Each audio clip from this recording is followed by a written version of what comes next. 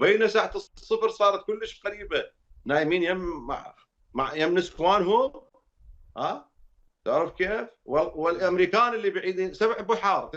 تدري البيت الابيض اجتماعات بيه من الصبح لليل دكتور علي. انت على طيب من تحكي والمن تقارن؟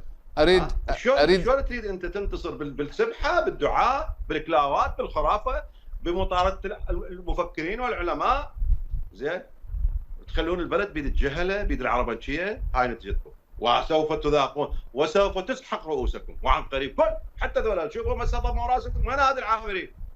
وين المالكي اللي رضعوه من صدر ايران واللي اذلوا العراقيين على مود الثوره الاسلاميه في ايران؟ وينهم؟